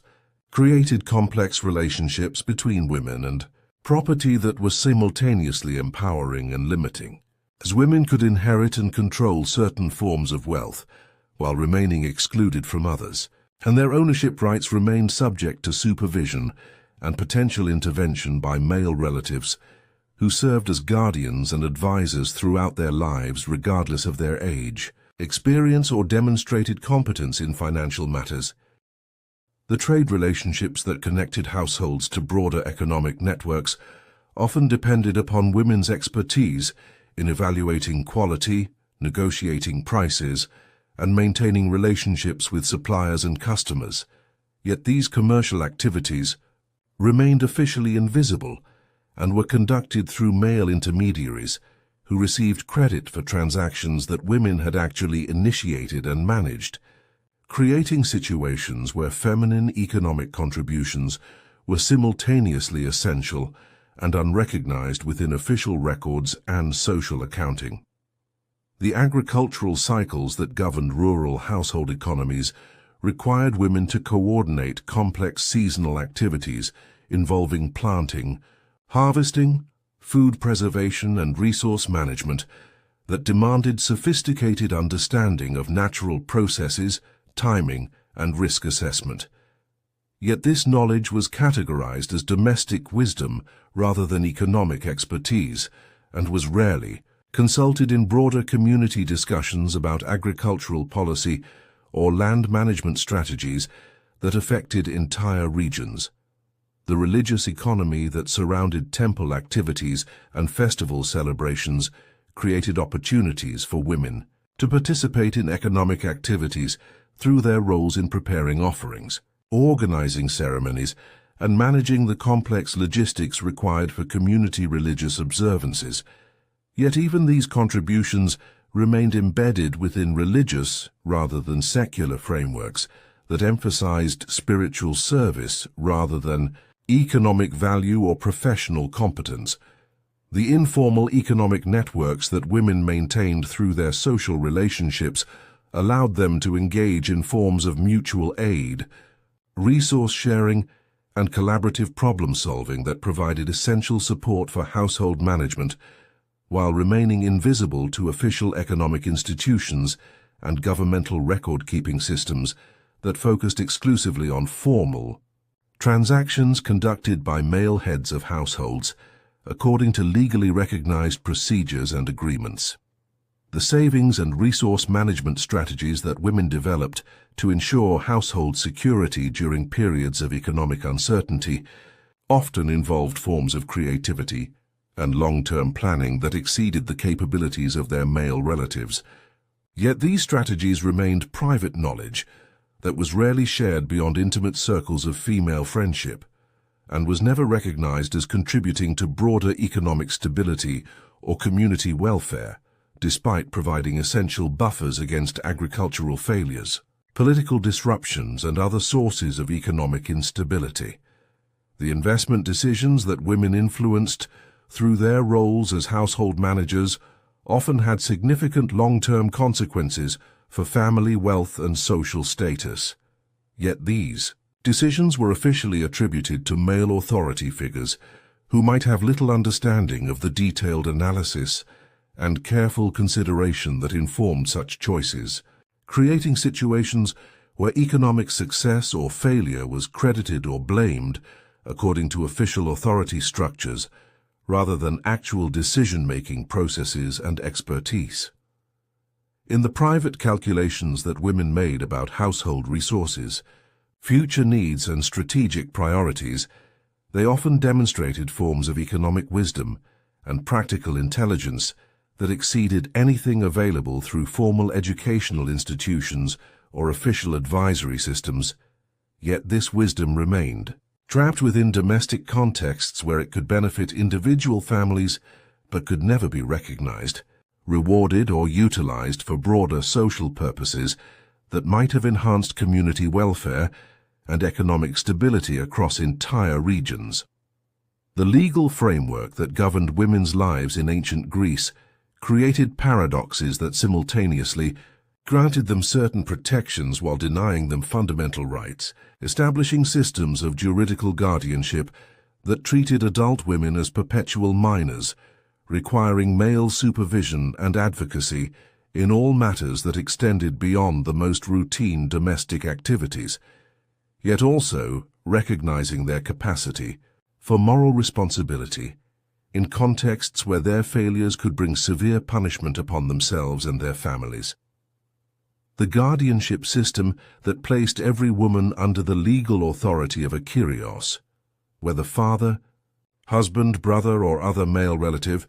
operated according to the assumption that feminine nature was inherently unsuited for independent legal decision-making. Yet this same system held women accountable for violations of law and social custom that could result in punishments ranging from financial penalties to exile or death, creating contradictions that made legal compliance extremely difficult, while providing no mechanisms for appealing decisions made by guardians who might be incompetent, malicious, or simply indifferent to their ward's welfare. The property rights that women could exercise remained subject to complex restrictions that varied according to their marital status, family circumstances, and regional legal traditions, creating situations where the same woman might possess different legal capacities at different times in her life or when moving between different Greek city-states. Yet these variations were rarely explained clearly to the women affected by them, making legal compliance a matter of guesswork and informal advice, rather than clear understanding of rights and responsibilities. The testimony that women could provide in legal proceedings was generally considered less reliable than that of male witnesses. Yet women could be held legally responsible for perjury if their statements were later determined to be false, creating asymmetrical legal relationships where women bore risks without corresponding rights, and where their credibility was systematically undermined while their liability remained fully intact according to the same legal principles that questioned their capacity for truthful testimony. The marriage contracts that governed women's legal status within their households were typically negotiated entirely by male relatives without input from the women whose lives would be determined by such agreements. Yet wives could be held responsible for violating terms they had never seen or agreed to, and their legal recourse for addressing problems within marriage remained limited to appeals to the same male relatives who had negotiated the original contracts, creating circular systems of authority that provided few opportunities for genuine legal protection or advocacy. The divorce procedures available in most Greek legal systems reflected assumptions about gender and agency that made it relatively easy for men to dissolve marriages they found unsatisfactory, while providing women with extremely limited options for escaping relationships that had become abusive, exploitative, or simply incompatible. Yet divorced women faced social and economic consequences that men did not experience, including potential loss of contact with their children and exclusion from family property that had supported them during marriage. The criminal law that governed sexual conduct created categories of offense that applied differently to men and women, with adultery defined primarily in terms of violations of masculine property rights rather than mutual obligations between married partners. Yet the punishments for such violations fell disproportionately upon women who could face severe legal penalties, while their male partners often escaped with minimal consequences or social disapproval that had little practical impact upon their lives or prospects. The inheritance law that governed the transmission of property across generations provided women with certain rights to family wealth, while simultaneously limiting their control over such property through requirements for male supervision and restrictions on their ability to dispose of inherited assets according to their own preferences and priorities, creating forms of ownership that were simultaneously meaningful and constrained, valuable and subject to external control by parties who might have little understanding of or interest in the women's actual needs and circumstances. The commercial law that regulated trade and business activities generally excluded women from direct participation in economic transactions, while holding them responsible for debts and obligations incurred by their households, creating situations where women could face legal consequences for economic decisions they had not made, while being denied access to the information and authority needed to influence such decisions in ways that might protect their interests and those of their children. The religious law that governed participation in community spiritual activities created complex categories of inclusion and exclusion that varied according to women's age, marital status, and ritual purity. Yet violations of religious obligations could result in legal penalties that affected entire families, making religious compliance a matter of legal as well as spiritual concern, while providing women with limited authority to interpret or influence the religious requirements that governed their participation in community life. The political law that excluded women from most forms of civic participation simultaneously denied them voice in creating the legal systems that governed their lives while holding them subject to laws and policies they had no opportunity to influence, creating systems of taxation without representation that would have been considered tyrannical if applied to male citizens, but were accepted as natural and appropriate when applied to women, children, and other categories of people. The legal education that was available to male citizens provided them with knowledge and skills needed to navigate complex juridical systems, while women remained dependent upon male intermediaries whose competence, honesty, and commitment to their clients' welfare varied considerably, creating situations where women's legal protection depended upon personal relationships rather than institutional safeguards or systematic advocacy, making their security contingent upon factors beyond their control and often beyond their ability to evaluate or influence effectively. In the private moments when women attempted to understand their legal rights and responsibilities,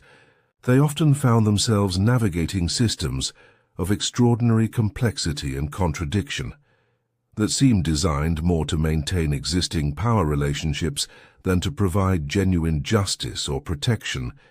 Yet their survival within such systems required forms of strategic thinking and risk assessment that demonstrated intellectual capabilities that the same legal systems insisted they did not possess, creating daily experiences of cognitive dissonance that made legal compliance both essential and psychologically exhausting. The cultural variations that existed across the diverse regions of the ancient Greek world created a complex mosaic of feminine experience that revealed how local customs, economic conditions, and political arrangements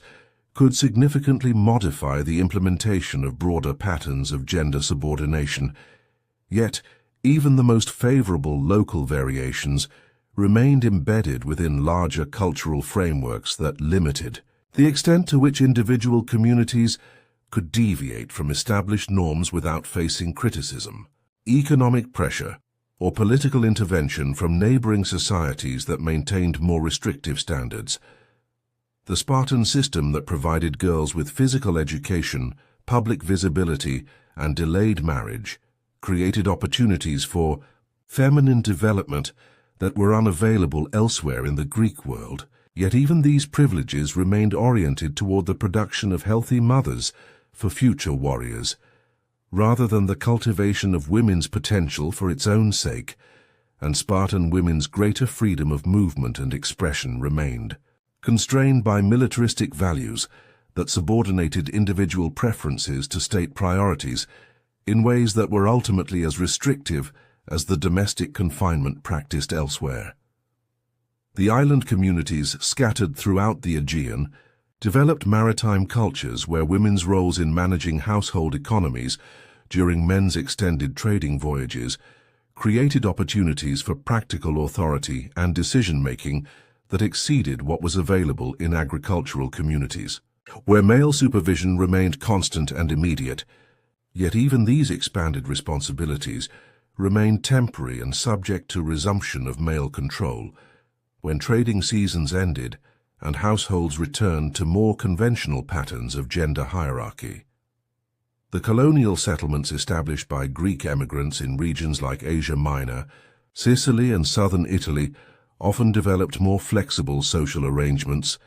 due to practical necessities of frontier life and interaction with indigenous populations that had different gender customs. Yet these colonial communities remained connected to metropolitan Greek culture through trade, intermarriage, and cultural exchange that prevented the development of genuinely alternative approaches to gender relations and sexual standards. The religious centers like Delphi that attracted pilgrims from throughout the Greek world created cosmopolitan environments where women from different regions could observe alternative approaches to feminine behavior and social organization. Yet these temporary exposures to different possibilities rarely translated into lasting changes within home communities that maintained strong pressures for conformity to local customs and traditional expectations about appropriate feminine conduct and sexual behavior. The economic specializations that characterize different regions, such as textile production in certain cities, agricultural abundance in particular valleys, or mining wealth in specific areas, created variations in women's daily experiences and opportunities for contributing to household and community welfare. Yet these regional differences in economic activity remained embedded within similar patterns of masculine authority and feminine subordination that transcended local variations in prosperity or industrial development. The political systems that varied among Greek city-states, from Athenian democracy to Spartan oligarchy to various forms of tyranny and aristocratic rule, created different contexts for women's indirect political influence through their relationships with male relatives. Yet none of these political variations challenged the fundamental exclusion of women from direct political participation, or the assumption that feminine nature was incompatible with the responsibilities of citizenship and governance. The intellectual traditions that flourished in different Greek cities created varying opportunities for women to encounter philosophical ideas, artistic innovations, and scientific discoveries through their proximity to male scholars and artists. Yet formal educational institutions remained closed to women regardless of regional variations in intellectual culture, and women's access to learning remained dependent upon personal relationships rather than systematic educational opportunities available as matters of right rather than privilege. The military traditions that shaped different Greek communities created varying demands upon women's lives during periods of warfare, siege, or military expedition, with some communities expecting women to participate directly in defensive activities, while others maintained strict separation between masculine military roles and feminine domestic responsibilities. Yet even communities that utilized women's military capabilities during emergencies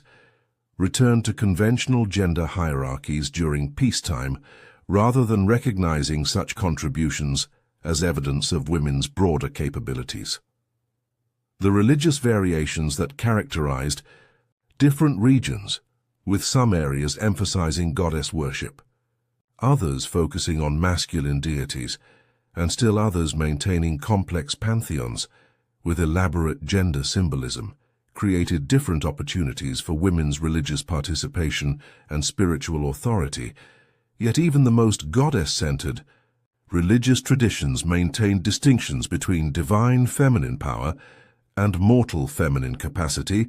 that prevented religious authority from translating into secular empowerment or social equality.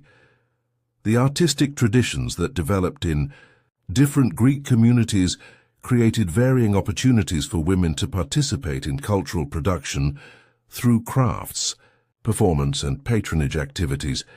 Yet even regions with rich traditions of feminine artistic contribution maintained assumptions about the derivative and supportive rather than innovative and independent character of women's creative work, limiting recognition and rewards for artistic achievement while encouraging continued participation in cultural activities. The trade relationships that connected Greek communities to broader Mediterranean and Near Eastern commercial networks exposed local populations to alternative approaches to gender relations and sexual standards practiced by other cultures. Yet such exposure more often reinforced Greek assumptions about the superiority of their own customs than encouraged adoption of more egalitarian practices, as contact with societies that granted women different forms of authority or recognition was typically interpreted as evidence of foreign decadence rather than potential improvement. In the quiet moments when women from different Greek regions encountered each other during religious festivals, family visits, or other occasions for travel and social exchange, they sometimes shared stories and observations that revealed both the similarities and differences in their respective experiences, creating informal networks of information and mutual support that transcended local boundaries while remaining constrained by the broader cultural frameworks that limited women's options regardless of their specific regional circumstances or individual capabilities and aspirations. The long, twilight hours of ancient Greek civilization witnessed gradual transformations in women's circumstances that reflected broader changes in political organization, economic systems, and cultural values, yet even periods of apparent progress toward greater feminine freedom and recognition remained embedded within fundamental assumptions about gender hierarchy that prevented systematic change while allowing individual women to achieve exceptional status that served more to confirm than challenge existing social arrangements. The Hellenistic period that followed Alexander's conquests created cosmopolitan urban environments where women encountered different cultural traditions and sometimes gained access to educational and economic opportunities that had been unavailable in earlier periods. Yet these developments remained limited to elite women in major cities, while the vast majority of the philosophical schools that emerged during later periods of Greek intellectual development occasionally included discussions of women's nature and appropriate social roles that questioned traditional assumptions, yet even the most progressive philosophical positions rarely translated into practical changes in legal status, educational opportunities, or social expectations that would have meaningfully improved women's daily experiences or expanded their choices about how to live their lives. The economic changes that accompanied urbanization,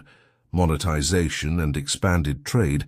created new opportunities for some women to participate in commercial activities and gain forms of independence that had been impossible in earlier agricultural economies. Yet these opportunities remained exceptional rather than systematic, and were often viewed with suspicion by communities that continued to value traditional domestic roles more highly than innovative economic activities. The political developments that saw the rise of monarchical systems in place of city-state democracies and oligarchies sometimes created opportunities for individual women to exercise indirect political influence through their relationships with rulers. Yet such influence remained personal rather than institutional, and did not extend to broader recognition of women's political capabilities or rights to direct participation in governmental decision-making processes. The religious changes that included the introduction of new deities, mystery cults, and philosophical approaches to spirituality created additional opportunities for women's religious participation, while sometimes challenging traditional associations between feminine nature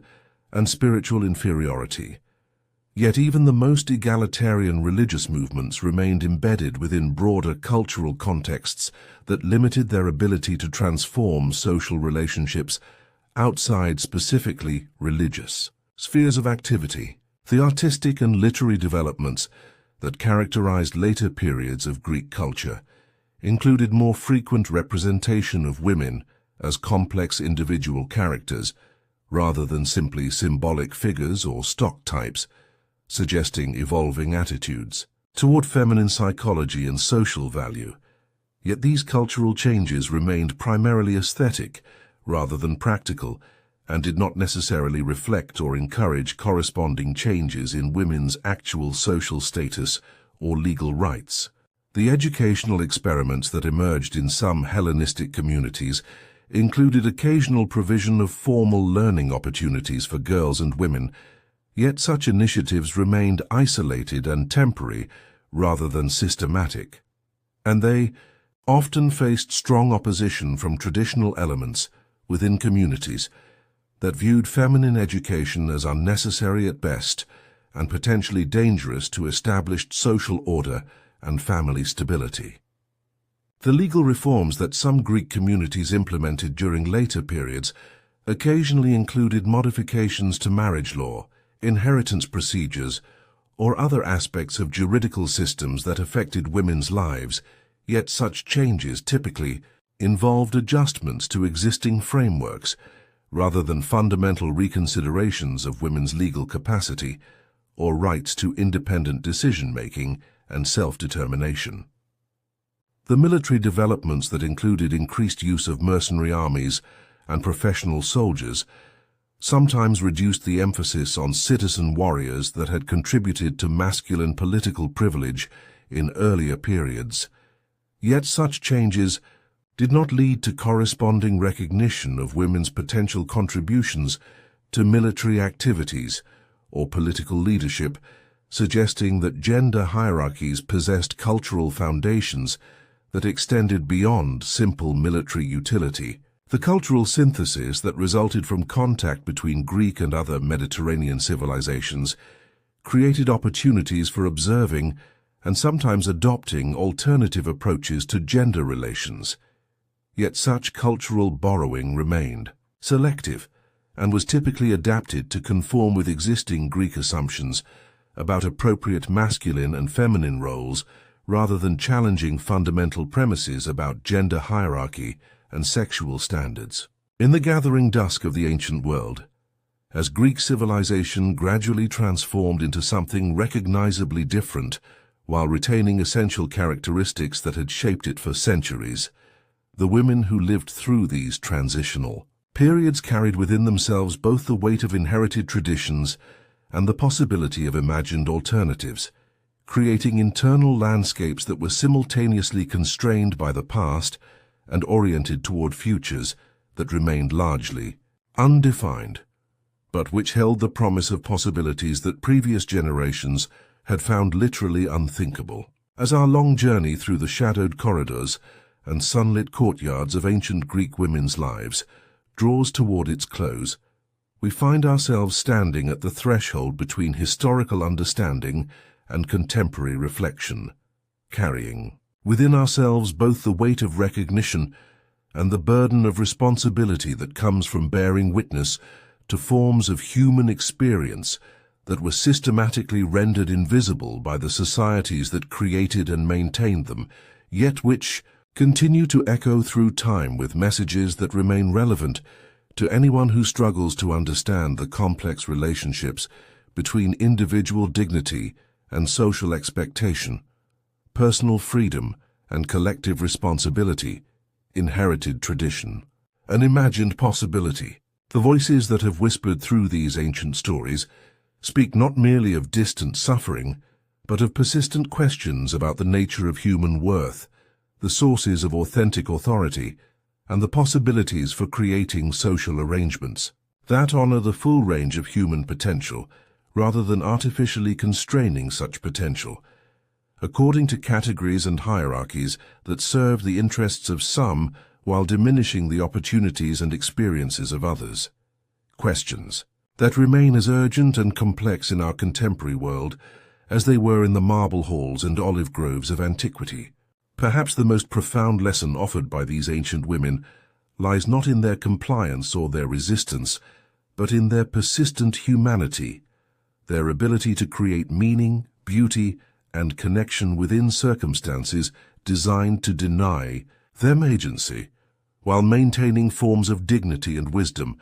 that transcended the limitations imposed upon them by societies that measured their worth according to standards they had no voice in creating. Their stories remind us that human resilience and creativity possess resources that no system of control can entirely eliminate, and that the preservation of hope across generations represents a form of resistance that operates through different mechanisms than direct challenge, but which may ultimately prove more enduring and transformative. The shadows cast by ancient Greek gender systems extend far beyond the boundaries of classical antiquity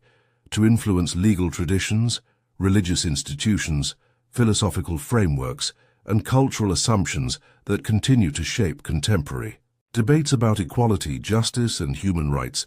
in ways that we are only beginning to understand and address systematically. The recognition that such shadows exist and continue to influence contemporary experience does not diminish the remarkable achievements of Greek civilization, but rather challenges us to engage more thoughtfully with the complex legacies we have inherited and the responsibilities we bear for creating more just and inclusive forms of social organization. The beauty that emerged from constraint, the art, literature, wisdom, and forms of love that Greek women created, despite rather than because of their social circumstances, stands as testimony to human capacities that no system of oppression can entirely suppress, yet also serves as a reminder of how much potential has been lost to unnecessary limitations and how much creativity, intelligence, and spiritual insight remain untapped when societies fail to provide all their members with genuine opportunities for development and contribution according to their individual gifts and inclinations, rather than predetermined social categories. The networks of mutual support, informal education,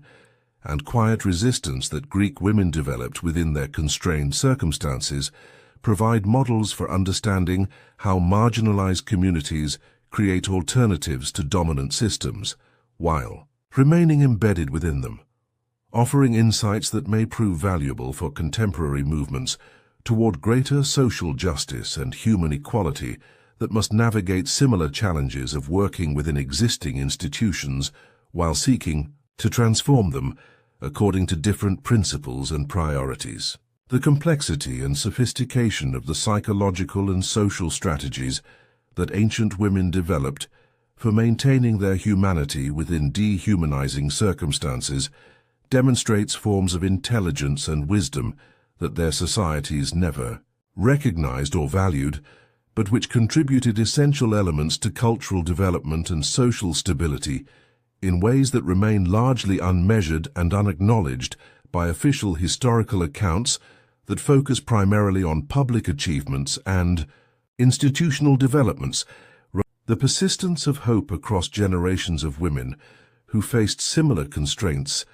suggests something profound about human nature and the sources of meaning that transcend immediate circumstances, offering reassurance that the human capacity for dignity, love, and creative response to limitation possesses resources that remain available even under the most difficult conditions, while simultaneously challenging us to work toward social arrangements that make such extraordinary resilience less necessary by providing more supportive contexts for human flourishing. The questions raised by these ancient stories about the relationships between individual autonomy and social belonging, personal fulfillment and community welfare, inherited tradition and progressive change remain central to contemporary discussions about gender equality, human rights, and social justice, suggesting that engagement with historical experience can provide valuable perspectives for addressing current challenges, rather than simply satisfying curiosity about past societies and cultural practices that seem remote from contemporary concerns and priorities. In this quiet hour, as these ancient voices settle into the silence that has claimed so much of human experience across the centuries, we might honor their memory not merely through recognition of their suffering, but through commitment to creating forms of social organization that better reflect the full range of human dignity and potential that they embodied, despite circumstances designed to deny such embodiment, working toward futures where the forms of wisdom, creativity, and love that they preserved in private might flourish in public contexts that welcome and celebrate rather than constrain and suppress the gifts that every human being carries as their birthright rather than as privileges to be earned through compliance with arbitrary standards and social expectations. The marble goddesses still stand in their temples, weathered now by centuries of wind and rain,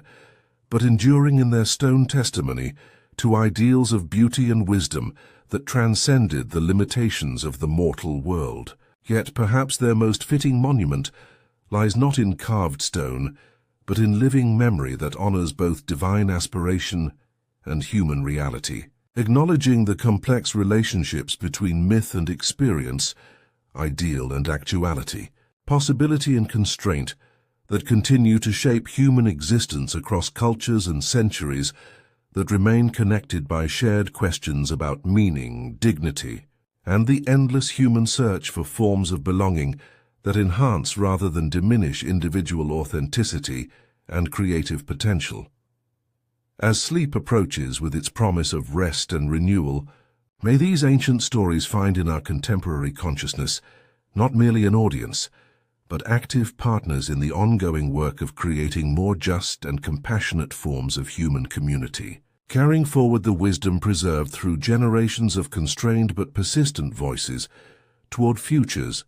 where such constraints become historical curiosities rather than ongoing realities, where the full range of human potential can flourish without regard to artificial categories and limitations, and where the forms of love, creativity, and spiritual insight that have sustained human dignity across centuries of difficulty might finally find the recognition, support, and celebration they have always deserved, but too rarely received. In the democracy of dreams that awaits us all, may these ancient women finally find the freedom, recognition, and authentic voice that their waking lives too often denied them, and may their dreams inform our own, as we work to create worlds more worthy of the full range of human possibility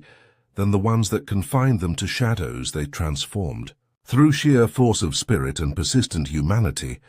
into sources of light that continue to illuminate pathways toward greater justice, compassion, and understanding across the vast expanse of time that connects their ancient struggles to our contemporary hopes for more inclusive and dignified forms of human community and social organization.